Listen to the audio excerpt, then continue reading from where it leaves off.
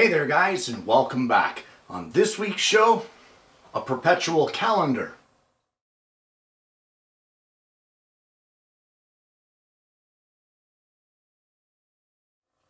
Now, most perpetual calendars that you see are ones that incorporate the month and the day. You just change the numbers to coincide with the day and the month stays the same. This one that we're going to make on this week's show is just a little bit different in the way that it incorporates the entire month. And it all starts off with some 3/4 inch thick poplar. Well, to start this project, we need a backboard. And I've milled some poplar to be 3/4 of an inch thick, and I'm going to have to laminate these together. So what I've done is jointed one edge and then taken it over to the table saw and ripped it to the final dimensions here. You can do whatever combination you need in order to get the final width of 16.5 inches. For me, I did the centerpiece at 7.5, and I did each of the side pieces at 4.5 inches wide. The final length is going to be 29 13/16. So what I'm going to do is I'm going to loosely clamp these boards together to get them lined up. We're going to use a square and mark across the board in certain sections. I'm going to use my biscuit joiner and get this all glued up and put aside, waiting for the next step.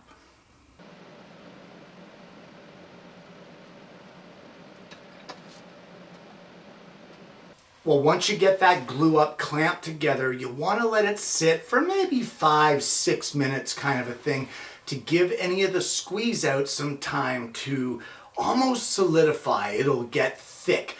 And then from there, you can just use a 1-inch scraper and scrape along each of the joint lines. It makes removing the squeeze out much easier for this type of a glue up. So remove the squeeze out and we're going to put that aside. So what we need to do now is at the top of this calendar, there will be month plaques. We need to cut 6 of them. And for that, we're going to be cutting it out of 1/4 inch thick maple. We need 6 of them that are going to be 2.5 inches wide by 11.5 inches long. And we'll do that over at the table saw.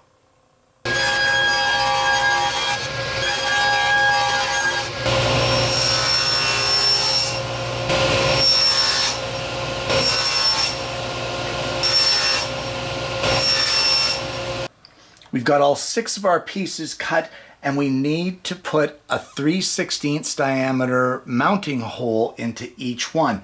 And that mounting hole is going to be 1 inch in from the end and 1/4 inch down from the top on both top corners. So you can save a lot of time in layout if you mark it once and then set your fence and a stop block to drill that hole. Then once you get that one done, all you need to do is rotate it 180 degrees up against the fence, up against the stop block, and drill again. And you should have identical placed holes.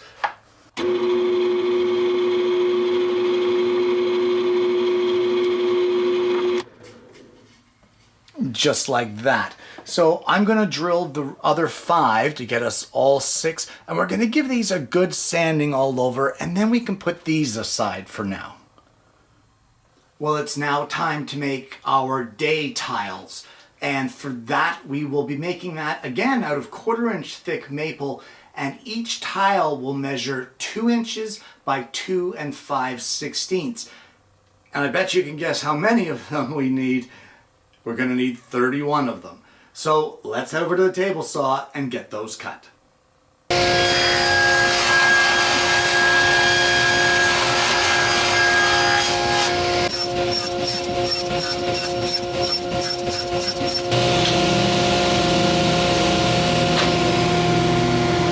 For the front of our calendar, we need a tray that will hold our month tabs that we cut earlier.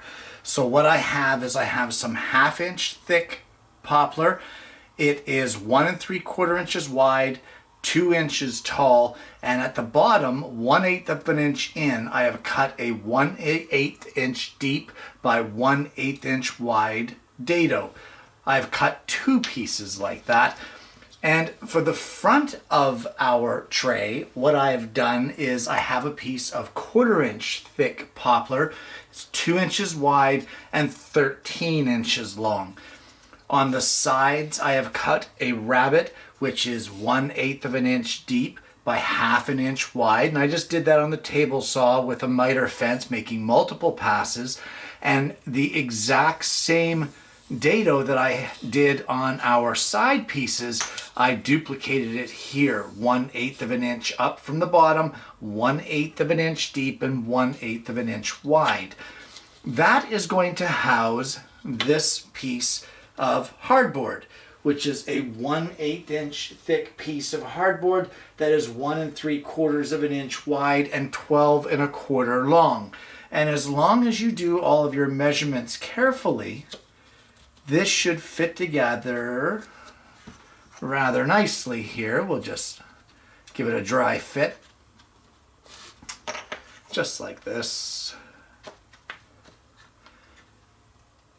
And this will end up, once it's attached to the front of our calendar, this will end up housing our 5 unused month tabs, just like that. They'll sit right in there like that, very comfortably.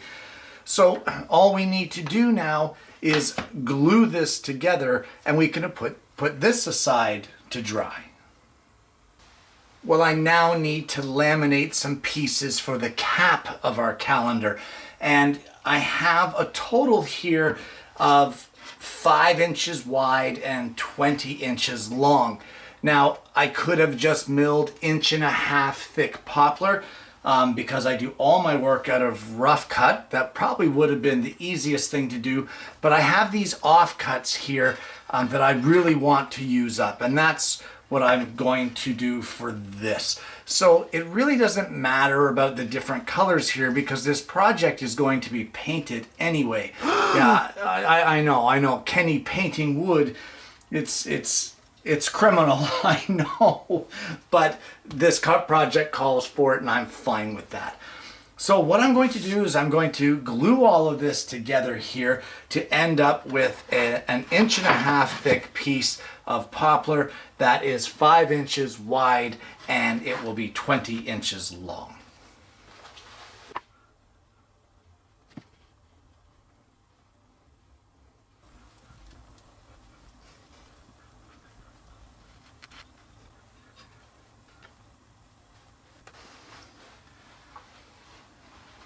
Well, at this point in time, we're pretty much at a standstill with our cap piece drying up, our backboard drying up, our shelf or our pocket in the front for our month pieces, that's drying up. We're pretty much at a dead stop here, and that's okay. I've been playing around with this for most of the day and, you know, taking my time. So it's about time to clean up and call it a day in the shop anyway. So I'm going to leave this to dry overnight, all of the pieces, and in the morning, I'll come back and see you when they're dry and we'll move on to the next steps of the project. Well, it's the next day and everything is dried up and I have given our backboard a good sanding just to get out any of the imperfections, and I have squared off the bottom edge. The top edge is still uneven, but we're going to change that soon enough. Before we do anything else with this backboard, we need to do some layout, and we're going to lay out the holes that we need to drill to mount all of our pieces on this board. So the first thing that we need to do on each of the side edges is place a mark at 2 3/8 of an inch in from the edge.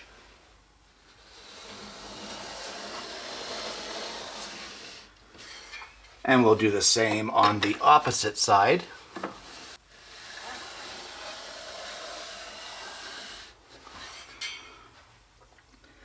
And we're also going to need a center line.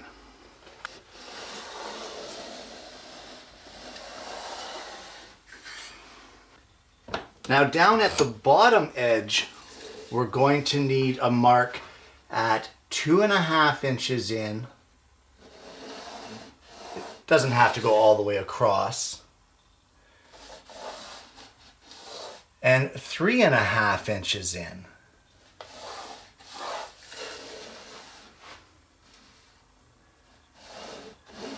And then from our edges, we want to come in 2 inches.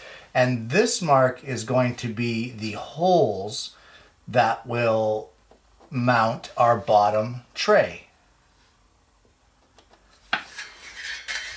And we'll do the same on this side.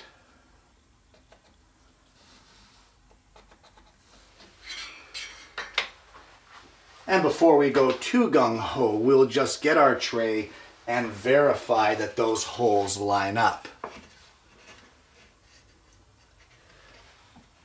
And they do, so we're good. So this is roughly where our tray will get mounted. So it's now time to place the marks for our runners that will house our day tiles. Now coming up from the bottom on all 3 of our lines, our center line and our 2 that we place off to the side, we're going to come up, let's get the right Incra rule here, we're going to come up 6 1/16 of an inch. Just like that. And we're going to place a mark there, and this will be our first group of holes.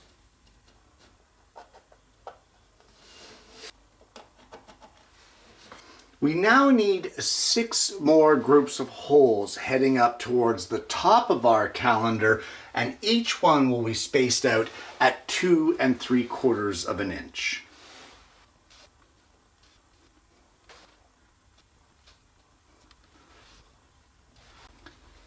Now you may notice that I'm marking them at 3 3/4. That's because I like to measure from the 1 on any ruler just to give me some added accuracy. So that is this side laid out for those holes. I'm going to mark out the other ones and I'll see you when I get that done. Now with each one of those marked and carefully double checked, we're going to go around and center punch each one of these holes.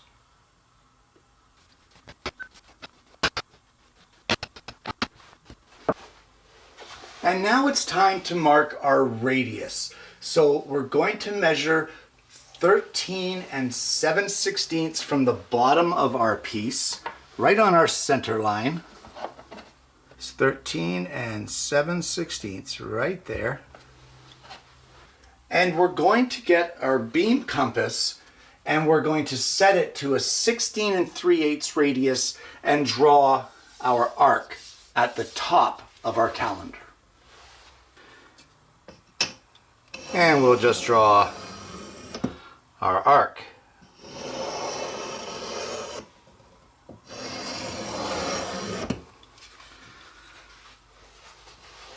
All right, so there is a little bit more layout to do, and it all starts with a line on our edges here, 7/8 of an inch in from either edge.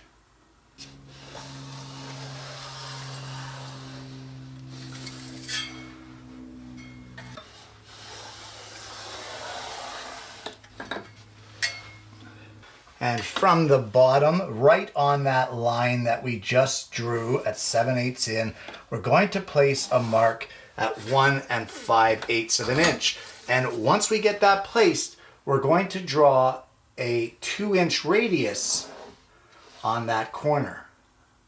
So in order to draw that line, I've just taken a scrap piece of 3/4 poplar, and we'll just place our compass on that line. And we'll just draw our arc just like that. And then we'll reverse it, line it up with our edge, just like this.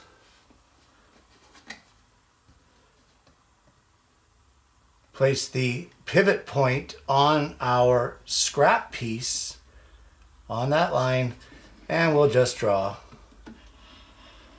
our radius, just like that. Now from the top of our arc, we're going to measure down 5 11/16 and place a mark on both sides. And what we're going to do is place another scrap of stock here. I have set my compass to 1.25 inch radius. We're just going to place a mark here between that mark that we just made and our line at 7/8. Just like that. And we'll repeat the process on the other side. With all of our layout done, it's now time to drill our holes. So what I'm going to do is at each one of our locations, I'm going to drill a 1/2 inch diameter Forstner bit hole, 1/4 inch deep, and then I'm going to finish off each hole with a through 1/4 inch diameter hole. This just gives a little bit of play for us to shift things around and make sure that everything fits. So I don't think we need a video of me drilling holes. I will see you guys when all the holes are drilled. Well, at this point, I'm going to take our backboard over to the bandsaw.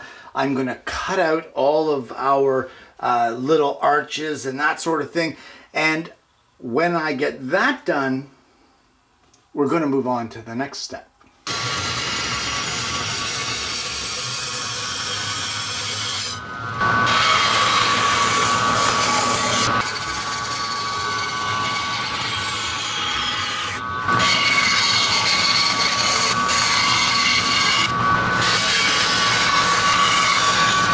And once all your rough cutting is done over at the bandsaw, it's just a quick trip to the belt sander and then over to the oscillating drum sander to clean up all of your inside curves and the outside arch of the top of our calendar.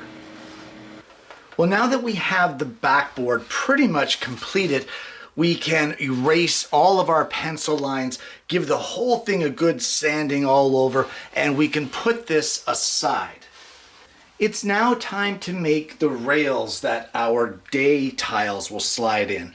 And for that, we need a bunch of stock that is 1/2 inch thick, 3/4 inch wide, and we need 7 pieces that are going to be cut to a length of 14 3/4. Now, there is some rabbets that we need to cut into these, but for now, let's just get our pieces cut to length. And with all 7 of those cut, we will take 5 of them and put off to one side. And these 2 pieces here will represent the top and the bottom rail. So in each of these pieces, we need now to cut a rabbet in 1/4, and it will be 5/16 inch deep on the 1/2 inch side, and it will be 3/16 inch deep on the 3/4 inch side.